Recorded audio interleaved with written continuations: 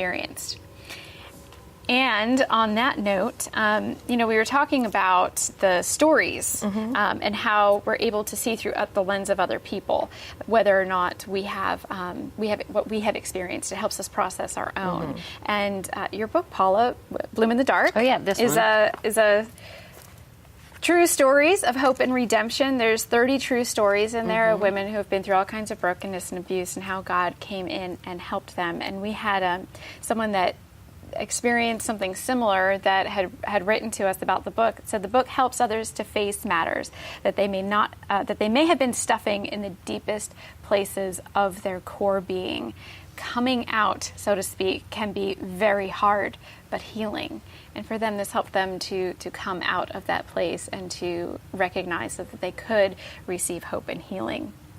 And also in that vein, I'm excited for our guest today. I'm really excited about our guest today. I know you are. It's her fault we're here. It truly is her fault that we are here, but it is our blessing to be here. It is our blessing to have her on the show today. Absolutely. A woman who has been called to TV for many years, has had the show Bridges on WHTN for 18 years. And CTN, all over the place. Everyone I run into keeps saying, oh, I love Bridges. I've watched Monica. It's Monica Schmelter. Monica, would you come and join us? Thank you. Could you give her a hand, Jenny? I think she might need one. I think so. Monica, here's a hand for you. Thank you. You're so welcome. Anytime. Thanks for coming on and joining us. Thank you for having me. I appreciate it. We're so thrilled that we could have you on our show. Since we've been on your show. Well, you have, and you said that this show is all my fault. Yes. You encouraged us. You told us that this would be something that would be beneficial for hurting women out there. And we obviously agreed. God agreed as well. And one of the reasons that we felt that we could even do anything like this was because we knew that you were a woman who was seeking God. Yes.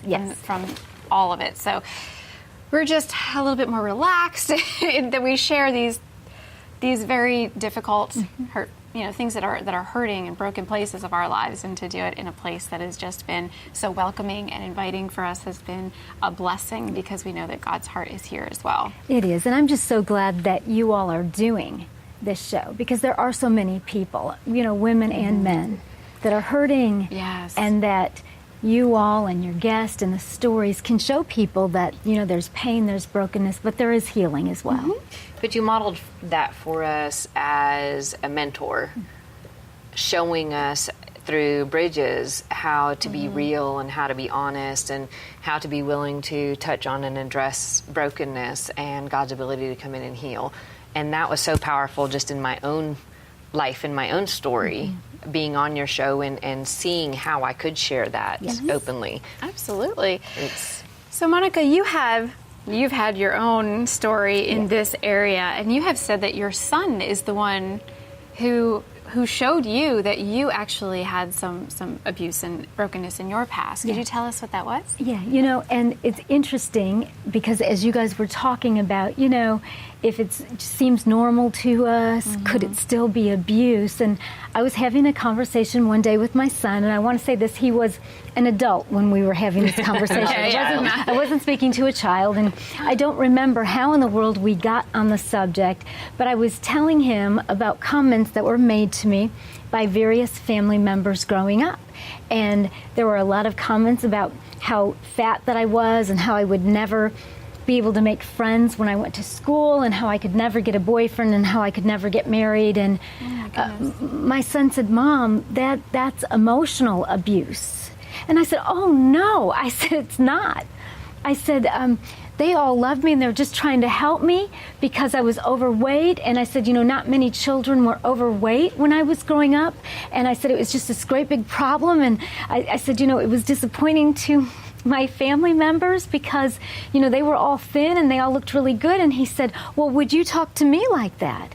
And I said, oh, absolutely not. And he said, why? I said, because I love you. He goes, see, that's what I'm telling you. When you love somebody, healthy love doesn't talk that way to people. And I was like, oh. Right. Oh, because really, up until that point, I felt like I deserved all those comments. I felt like I had disappointed, not only my immediate family, but other family members. And I was always trying to figure out how I could lose weight or how I could look better and not make these people feel so ashamed of me. Wow. So there was shame. You had pain over this. You had guilt over it. Because if you were eating, you were obviously feeding the problem. Yes. And, here's the thing. Everyone in my family, immediate and extended family members, all enjoyed a lot of junk food. So that was par for the course.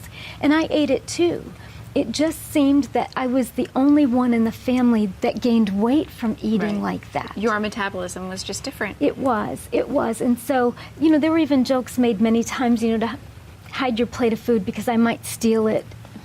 And so then children got the idea it was okay to talk to me that way because adults were talking to me that way.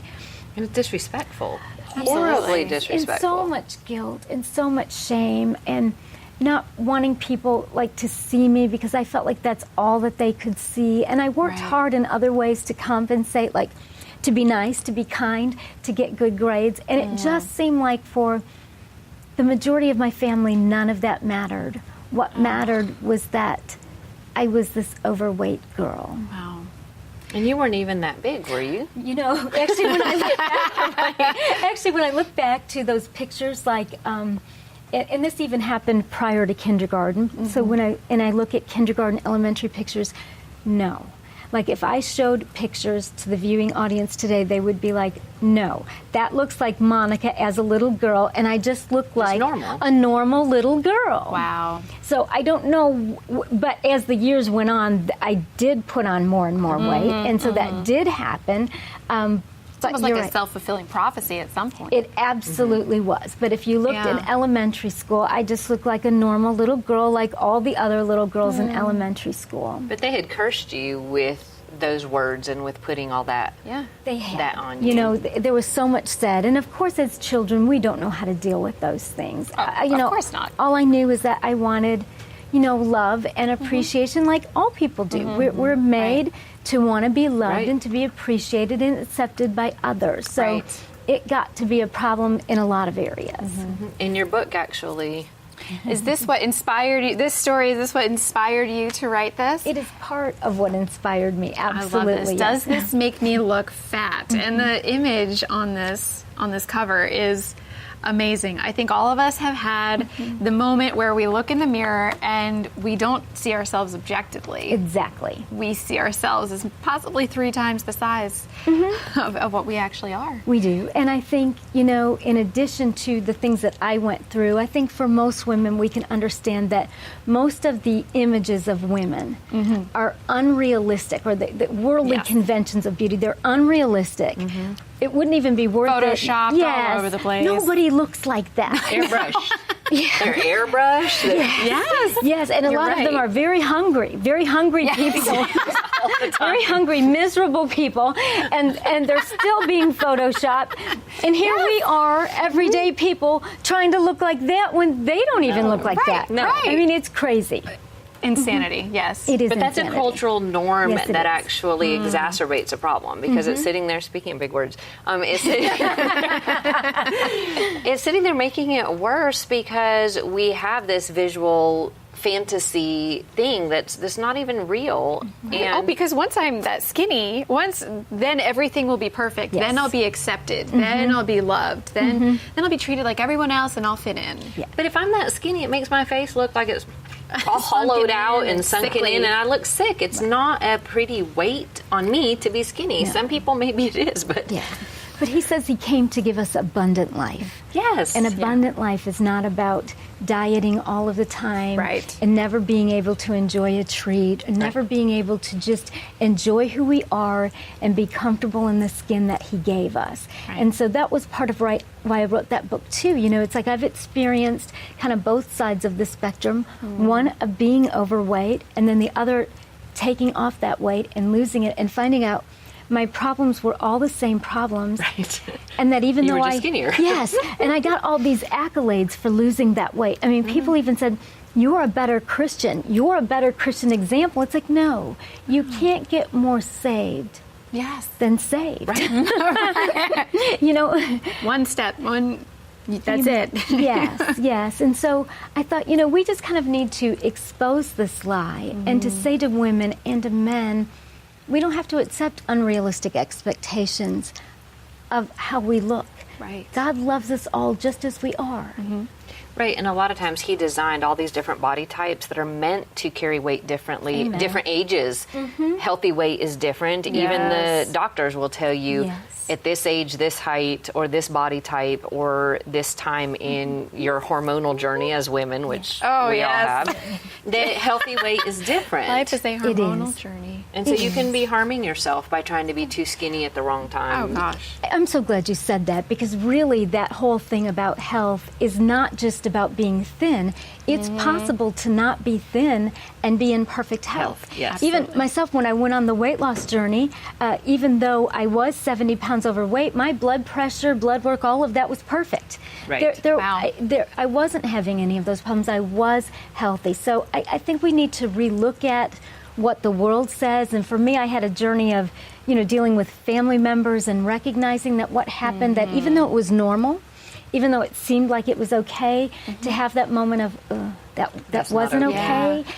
And the root of so much of that was, in fact, the shame and the guilt and the Exactly. pain that was started from the very beginning, even when you appeared later, years down the road, recognizing, oh, I was normal, I was fine, but that was Exactly. sort of pushed onto you, that idea. Yeah.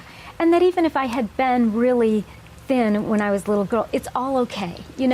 It's all okay. And that the Bible says we should love our neighbors as we love ourselves. And part of the reason I wrote the book is I just want us to be able to love ourselves as God made us. Yes. And to deal with whatever pain and whatever abuse has been there in a God-honoring way, but to be honest about it and to say, Yes. this is painful. Yes. It did cause me hurt. It did cause me shame. And I don't like that. But I can move past it because of what Christ has done for me. I got shamed for being too skinny.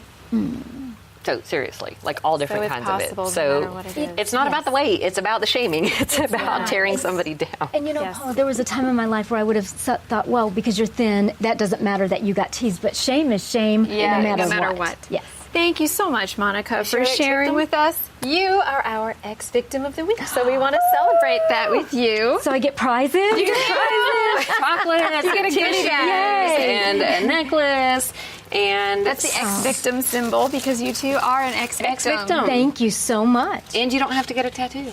It's such a I get a better new way. You necklace, get a necklace. And for what you've gone through, if we've opened any wounds for you, here's some tissues Chocolates. and chocolates to make it all better. I love that. Thank you. So we can use the fertilizer Of our past. of our past, All of your the time. past. Really, we can use fertilizer, every day. But we do it so that we can All bloom today. today. We get to bloom today.